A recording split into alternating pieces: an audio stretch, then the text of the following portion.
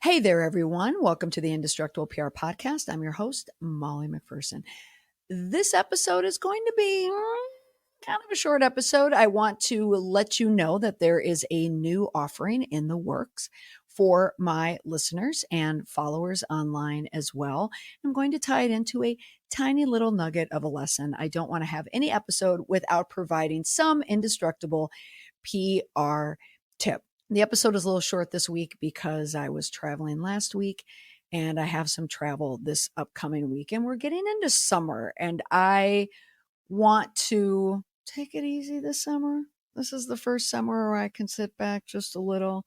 I graduated my last two kids a week ago, and I am heading into the new Molly phase of my life. But before I get to that full phase, I have to rest up a bit. But I wanted to let you all know about a new offering that I have for the listeners and also for my followers. Many of you know that I have been on the Patreon website. It's a membership that a lot of people have podcasts or any type of social media following. Patreon offered a place where I could, post information, send videos, just connect with a membership on a deeper level. And I had 3 tiers. And my first tier was really more or less like a TikTok plus. I called it Off the Record. And it was where I would start the conversation maybe on TikTok or social media, but I would finish it under the protection of Patreon with people within my community, because you can imagine speaking about topics on social media, some may come across as opinion or not, but people are going to give you theirs regardless. So Patreon offered a safer space for me, but also a place where community can engage. And then I had a middle tier for people who wanted to find out more about the industry. So once a week, I would put a lesson out there. And then the final tier, I tied into my Indestructible online membership, my Indestructible PR membership, where I was doing monthly webinars. And, the nature of communication in this industry, I have certainly followed the changes over the past decade plus that I've been doing this business. The needs and wants of people change. New social media networks come out, and also people tend to get their information just slightly differently. So on Patreon, which I really enjoyed and I loved the membership, it occurred to me one day, ding, that I had 2 memberships going at once. And even though I was trying to merge them, it made it a little complicated sometimes. And not to mention a lot of work for me because I have a full client base plus, my kids. I'm busy and I travel, and my travel is going to be, picking up. And I wanted to put everyone in the same place. It didn't make sense to me to have these, so like this bifurcation of my membership of, I had my, I guess, professional client base. And then on Patreon was more of my social media persona. I wanted to merge the 2 together, but I did not know how to do it. Enter Five. Now, Five is a platform that they're calling, it's like the ultimate conversation platform. And it's a way to get even closer to subject matter experts out there. And the timing of this was perfect because I was really trying to figure out, like, where is the best place? Do I just ditch one membership and put it just everything on my Kajabi, or do I put everything on Patreon? It was driving me nutty. But thankfully, Five reached out to me. They launched in January. It's an amazing startup. It's backed by, names you may have heard of: Mark Zuckerberg, Bill Gates, what's his face? Oh my goodness. You can tell I'm not reading from notes. I just saw a photo of him with his fiance, Lauren Sanchez. Oh my goodness. Owner of the Washington Post and Amazon. Why? Jeff Bezos. Oh my goodness, my brain. I think I was so caught up in what Lauren Sanchez looked like nowadays. The fiance. But it's backed by, big people. They got some people behind it. But why I really like the platform outside of them reaching out to me, it flips the platform upside down in a way. So instead of me constantly pushing out content and having people pay for that, I didn't like that. That didn't feel good because my podcast is free. Social media is free. So much of what I do, my emails are free, is free. And I didn't like the feeling of all of a sudden charging for a part of my content. And with that pressure, I felt like I needed to give people more, and it was just becoming a lot. So what Five does is it removes the paywall, if you will. It has a free membership. So you can sign on to 5 right now and you can do it for free. And what it does is this app is more designed to help connect, yes, directly with the audience and share my expertise on a whole new level. And it's driven by the one thing that I get more than anything else in my business, and that's questions. Because when I open up my social media apps, Instagram, Twitter, I'm not a fan of Twitter right now, but TikTok, oh my goodness, the amount of direct messages I get are like literally overwhelming. I cannot answer them all. And you couple that with all of the replies that I get, we're talking thousands. Like I get thousands of, I can't get to all of them, and I want to. It bothers me when I can't. And in a lot of these replies, there'll be requests and questions, and I don't see them unless I sit and really drill down and start answering questions. And there's 2 huge problems with answering questions on TikTok. One, I have to navigate a minefield of assault. People are just going to tell you in any way possible that you're an idiot or that you're stupid or you're a racist or you're a liberal or you're a conservative. They'll tell you everything, and they're wrong. They're wrong.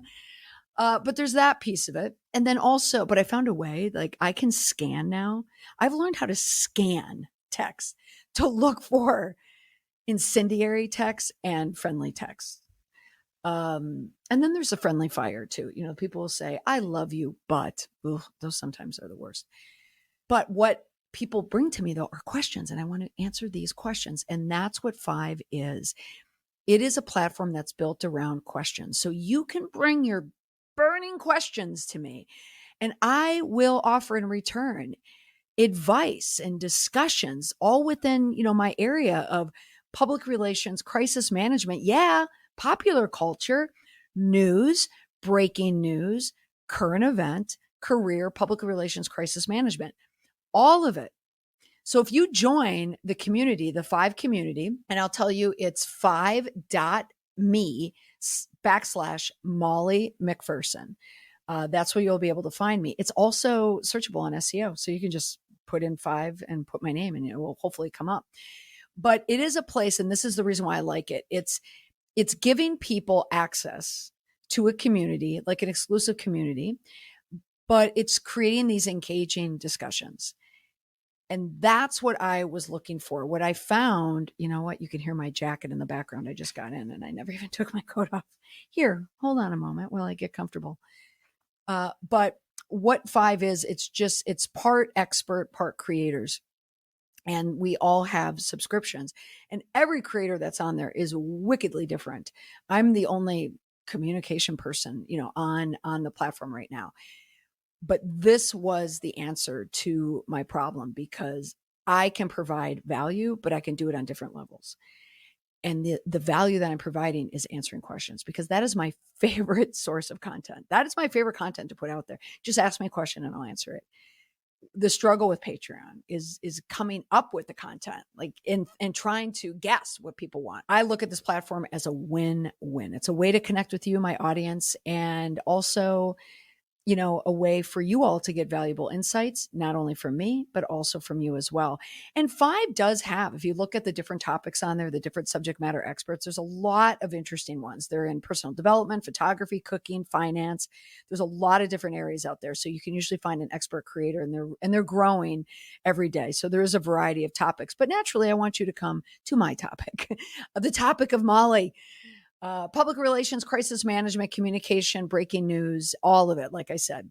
So head on over to 5. And if you're on my email list, you're going to get an email, or you've already received an email about this as well. So 5.me/Molly McPherson. That will bring you up to my page, PR Confidential, the Insider's Guide to PR and Crisis Communication. So I'm going to share information about how you can master crisis communication. We're doing it by following the latest PR crises in the news, and I will do it from breaking news, from the news you might see on a front page or in your local news, but also news that you will see, yes, on TikTok. But the perspective that I give, I feel, is somewhat unique. I'm always going to offer actionable advice. I'm going to try and be as entertaining as possible, but I want to give that type of insight. Now, in every podcast, I always want to leave one indestructible PR tip, and it's about the definition of a crisis. I know, boring, but stay with me for a moment. What I'm noticing nowadays is that everything literally is a crisis for brands, organizations, celebrities, movie stars, recording artists, athletes. Conor McGregor, which is so funny. Conor McGregor is caught up in I don't want to call it a sex scandal, but he's being accused of sexual assault. Of course, there's footage. There's always footage claiming that the woman was with him after the alleged assault. So we don't know. But what's funny about it is, as I love tying into news, my son had to deliver a commencement address last week for the high school graduation. He needed to write a speech, and he wanted to bring in people who he likes, or, some cultural person or icon that he likes. Well, the first one he wanted to quote was Kanye West, and that wasn't going to work because he knows a lot of people do not like Kanye West anymore. They are offended by his rhetoric, his hate speech, his anti-Semitic speech. He is not in favor or in favor with people anymore. He's not the flavor of the month. That's what I wanted to say. By any means. But a lot of people still like his work. And as a matter of fact, there was a review on my podcast. Someone gave me a 1-star review because on a podcast, I said I listened to Kanye West. I got to take the hit on that one. I'll take your 1-star review. I'll take that. I mean, I deserve that. And that's what makes the whole idea of a crisis sticky, right? And that's my cancel ratio that I talk about as well. What makes a person truly, truly canceled, and when can they come back? On TikTok recently, when I was out, I was speaking out in Arizona on a hike. Before I started my hike, I just happened to look on Instagram, and I had noticed that someone who was most definitely canceled all of a sudden wasn't canceled. And I did a TikTok about that, and it was about Jessica Mulroney. And Jessica Mulroney is Meghan Markle's BFF, former, allegedly. She's also politically connected in Canada. Her father-in-law was Trudeau. No, not Trudeau. Mulroney. That's dumb. Justin Trudeau is the current prime minister. Jessica Mulroney is, she's PR. She's also had programs on the air in Canada. I mean, she's known in Toronto. So she's married to the son of Brian Mulroney. So he was the former prime minister of Canada. But what she's really known for is being tied in with Meghan Markle. And she was there during her Suits years. She was there for the Tig years. She was also prominent in Meghan Markle's wedding to Prince Harry, and her kids were as well. And I mentioned that I had seen on Instagram, and I saw it nowhere else, just on Instagram, that Jessica Mulroney is coming back to GMA, Good Morning America, which I found utterly fascinating. And this is why I love the job that I do. Good Morning America, GMA, owned by ABC, owned by Disney, I should say. It's part of ABC News. And they have determined that Jessica Mulroney can come back.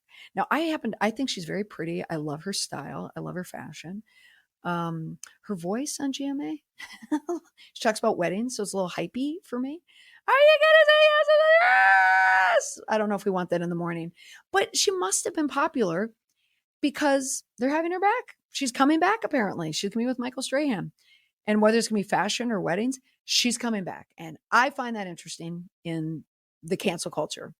Who determined that it's time for someone to come back after being canceled over racial dialogue? It was during 2020, probably the summer of 2020, when she had words with a Black female influencer who was questioning her white entitlement. And instead of, just taking it and explaining it, she pushed back, and people pushed back hard on her. She lost all endorsements, including GMA.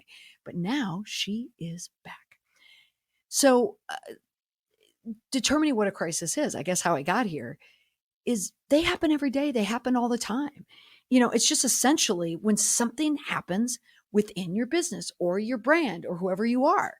And what are those somethings? I mean, it could be that's just a surprise, some unexpected surprise could happen that's going to impact, your business.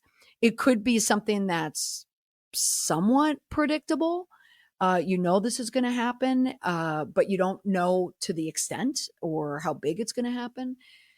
It could be something that you weren't expecting. It could be like a sudden death. It could be a sudden arrest of someone, who or someone affiliated by you. There's also a crisis can happen when there's insufficient information out there. I was talking to a friend of mine today. He has, he's on a board and he's dealing with a massive misinformation problem. And I was telling him, because he was telling me all the information. He was backing up. He said A, B, C, D, E, F. And I said, it doesn't matter. It doesn't matter if that information is true or not, because it's insufficient to the people who matter, the public. The public doesn't know this information. You have insufficient information. That can cause a crisis. When you have like events that happen one after one, and I can say this with my friend too, when they're escalating in nature, one thing happens. And that's, my friend, when we were talking about this issue, he said, well, we cleared it. It's done. And I said, well, maybe that part's done. But these things have a way of escalating. Another issue that he's dealing with is he has a reporter that's really, really hitting the scrutiny button on them. And I said, that's what escalates, and it escalates quickly. So maybe you might move from this issue and people may move on from it. But this reporter, dog without a bone reporter, I guarantee you this reporter is digging around for other stories. They're looking for past decisions. They're looking for any type of, malfeasance, mistakes, anything that could make it a bigger deal. Because eventually what they want is they want someone gone. So that's intense scrutiny. And it could be from the press. It could be from your community. It could be like your membership, your constituents, whatever it is. It could be intense scrutiny from the outside. It could just be people online, people you don't even know. They decide that they want to go in and they're going to hit you hard. And once that happens, you lose control. Like you lose control of your narrative. You lose control of the plot. Like you've lost the plot. And when that happens, panic usually sets in. And that's a crisis. Like, so you don't, like, if you think back to the 90s and the 80s, when people talk about a crisis and Tylenol, it was always like a big deal. But now any type of interruption to your business creates this crisis where you need a crisis response. And as I say often, as I said it 3 times last week in 3 keynotes, your next crisis will be a social media crisis. May not originate there, but it sure as heck is going to land. So that's all this week for the Indestructible PR podcast. Remember, you can join me, my new community on the platform 5. It's 5.me/Molly McPherson. Bye for now.